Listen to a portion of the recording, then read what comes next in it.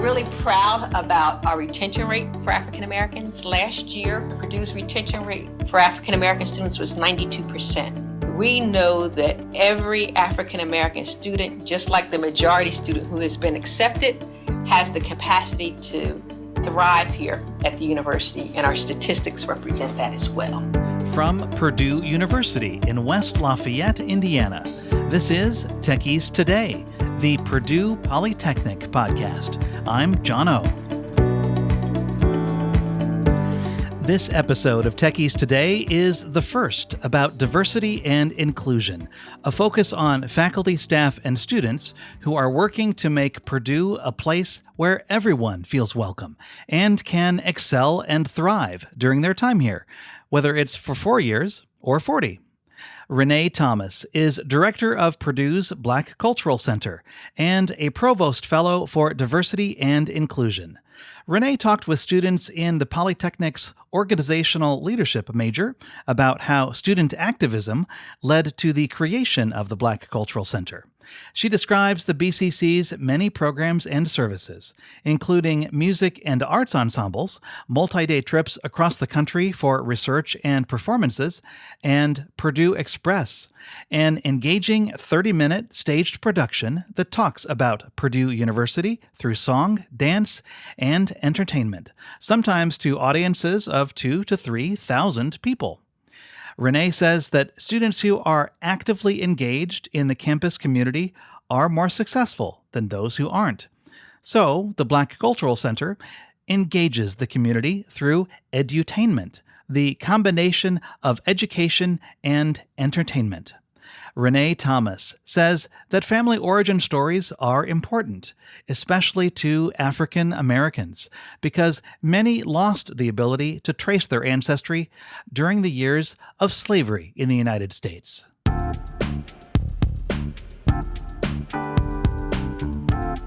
My maiden name is Spalding, and I am actually a 9th generation descendant of Benjamin and Edith Spalding. Benjamin was born in 1773. That's significant, particularly in the African American community, because if you know anything about U.S. history, you know that part of our history involves slavery. Most African Americans can only trace their genealogy back 4 or 3 generations because of the dismantling of families that happened during slavery. My first generation, Benjamin Spalding, was a free African American. And Edith Spalding was a member of the Cherokee Nation in North Carolina and Bladen County. Because they were considered mulattoes, the children of those 2 individuals, they were able to own land in North Carolina. And that's somewhat unique in terms of land ownership in the late 1700s as well. To fast forward, North Carolina Mutual Insurance Company was founded by my 3rd generation grandfather, and it still exists today as the oldest and the largest African American owned insurance company. Every year we have a biannual family reunion. We have documented our history. John Spalding has published a book on the Spalding family history, one of the few African American families that actually has a seal of our family as well. Tobacco farming, sharecropping was very much a part of our history and heritage, both land ownership as well as sharecropping. North Carolina Mutual is in the shield, as well as prayer and turpentine were important elements in terms of some of the productivity in our family. We have a family reunion. When it is in the home state of North Carolina, we typically have about 400 family members to attend our family reunion. Family is very important. We run our family reunion like you would run a conference, breakout sessions and all. But I'm here to talk a little bit about the Black Cultural Center. And Purdue University is a land-grant institution. And part of our mission as a land-grant institution is to educate everyone, regardless of their ethnic backgrounds, gender, what have you. When Purdue was founded 150 years ago, 1869, it was founded to provide those individuals that could not get access to Harvard and some of the other elite institutions to be able to pursue higher education. I believe the next front that we have to explore in terms of our land-grant mission is to provide educational opportunities for both people of color and low-income students. We find that there is a huge gap in the number of low-income students and students of color, and we see those gaps here at Purdue University as well. We have a really strong history to be proud about here at Purdue University. We produced our first African American graduate in 1894. 1894. So if you can imagine, that's just one generation removed from slavery. Purdue produced its first African American graduate. And his name was David Robert Lewis. He graduated from the College of Engineering. Unfortunately, due to the discrimination that occurred in our country in the late 1800s, he was not able to get employment as an engineer, but he did go to Hampton University and worked as a faculty member at Hampton. And I believe it's my narrative. It's not necessarily factual. I haven't been able to tie the knots yet. But I believe that he was also involved with some of the, if any of you have seen Hidden Figures, which tells a powerful story about the African Americans' contributions to the space program, I believe he had an impact on that because many of the graduates that were involved in the space program were from Hampton University. And then finally, in terms of our story here at the Black Cultural Center, we were founded in 1968, 1969. In 1968, there was a protest on campus. A group of 200 students participated in this protest. And at that time, African Americans really felt that there was not much that was representative of their culture and heritage. So they staged a silent protest in which they marched from the Union Building to what is now Hovde Hall. They met the day prior to, and they encouraged everybody to pick up a red brick. 1968 looked like 2019 in terms of all the construction happening. Red brick buildings everywhere under construction. They didn't have the OSHA regulations, so red bricks were easy to find. So they got the red bricks, put them in a brown paper bag, and staged a silent protest in which they marched from the Union Building over to Hovde Hall. When they got to Hovde Hall, they opened their brown paper bags, set the bricks on the steps of Hovde Hall, and erected a sign that said, "The fire the next time." They presented a list of demands to the president. It was 9 different demands. And out of those demands, the Black Cultural Center was birthed. So we were part of some student activism and protest is how we were founded at Purdue. It's interesting in that 200 students participated in that protest in 1968. The Black student enrollment in 1968 was 217. So almost every African American student on campus participated in that protest. I'm going to fast forward. 1999 is when we moved into our current facility. This is the first building. Now, mind you, we were established in 1869. 1999 was the first time an African American architect designed a facility at Purdue University. We're really proud about that, and that the first building at Purdue designed by an African American is the Black Cultural Center.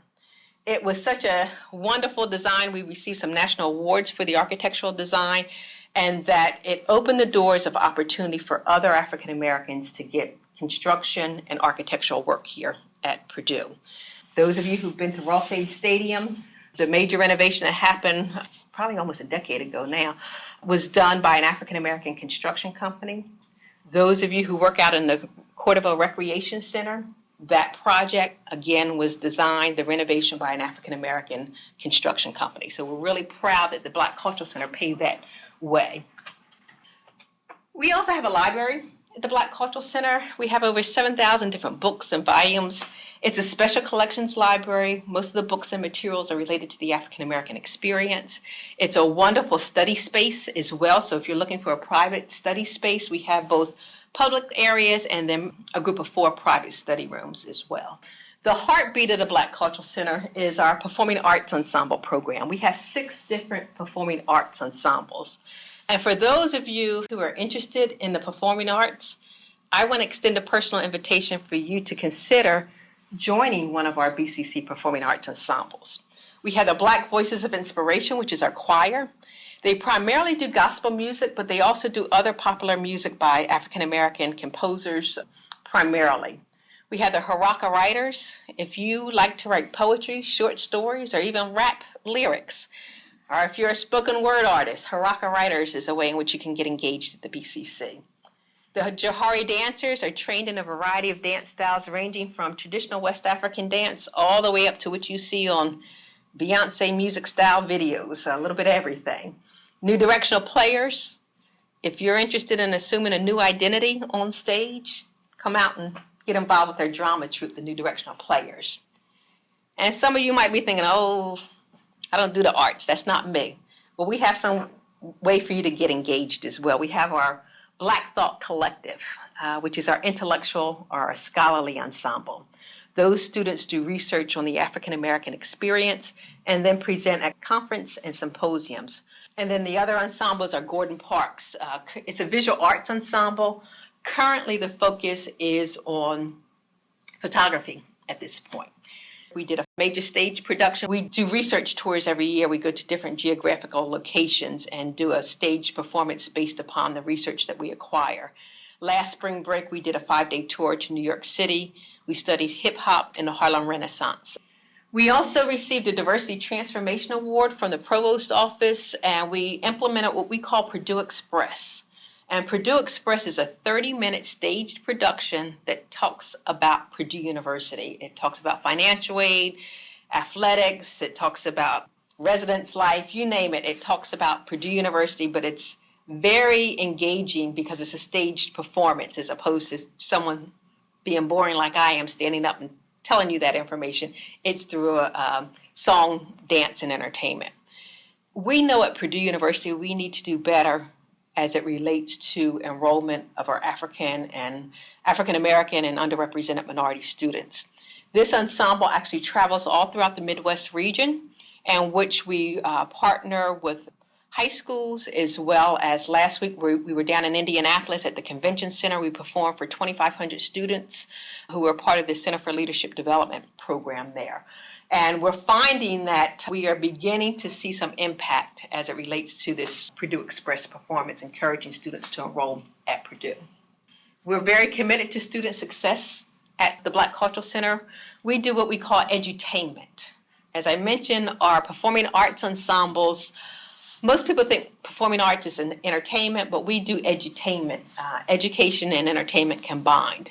We want you to learn something as a result of going to a performance. So for instance, whenever we had the hip hop show, our audience members learned the 5 elements of hip hop.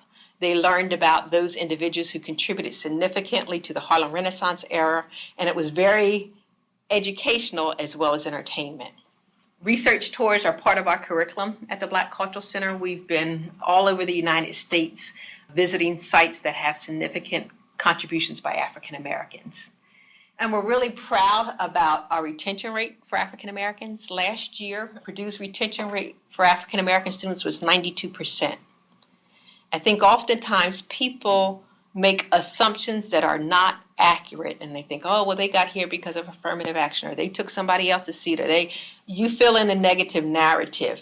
But we know that every African American student, just like the majority student who has been accepted, has the capacity to thrive here at the university, and our statistics represent that as well. And we know from a variety of researchers that students who are actively engaged in the campus community tend to perform better than those who are not engaged. And we want our students to be engaged through the Black Cultural Center. We also do study abroad opportunities. This past May, we went to Ghana. We've been to Brazil the year before that, and Cuba as well. We've also been to Trinidad and Tobago. Our study abroad trips are open to the entire campus community to take advantage of. This year is a special year for us. We're celebrating our 50th anniversary at Purdue University. I told you the story earlier. That happened in 1968. We were officially founded in 1969. And part of our anniversary celebration, we have a wonderful exhibition up at the Black Cultural Center. It's called A Journey Through Black Excellence. And that's our theme, unlocking Black excellence at the Black Cultural Center. So we have exhibit downstairs that gives you just a small glimpse of some of the guest speakers and performers that we've had over the years, people like Maya Angelou, Dick Gregory, Spike Lee, and others. And then upstairs we just have some old vintage photographs of some of our African American students who've been involved at the Black Cultural Center. We have some new initiatives happening at the Black Cultural Center. This past June, we had what we called our June Jubilee, which is our Black Family Reunion. It was the first time that we partnered with PBAO to do a summer family reunion activity. They do something every homecoming, but we wanted to do something special for our 50th anniversary. And we had about 420 alumni come back and participate in our Black Family Reunion, which concluded with the BCC Gala, our June Jubilee celebration. I'm really excited because we're partnering with the Alumni Association, and we will be taking a group of 25 alumni to Paris, France, to study the African American experience in Paris, France. So that'll be a 10-day tour for our alumni. This is the first time that we're doing something with our alumni in terms of a tour. We're doing a cultural immersion tour in which we would travel with a group of students to Memphis, Tennessee to study the civil rights movement. That's Renee Thomas. And as she noted, Purdue's Black Cultural Center celebrated its 50th anniversary in 2019. Learn more about the BCC's many performing arts ensembles and cultural arts series by going online to polytechnic.purdue.edu/techies today and look for the hot links under episode 7. Next on the podcast is Jay Ackridge, Purdue's Provost and Executive Vice President for Academic Affairs and Diversity. Techies Today is produced at Purdue University in Purdue Polytechnic's Office of Marketing Communications. The college is on Twitter, Facebook, Instagram, and YouTube at Tech Purdue. The podcast is on Twitter and Instagram at Techies Today. You can send us an email to techiestoday@purdue.edu. The executive producer for our podcast is Melissa Templeton. I'm John O., the podcast's editor and producer. Thanks for listening. That's what's happening for Techies Today.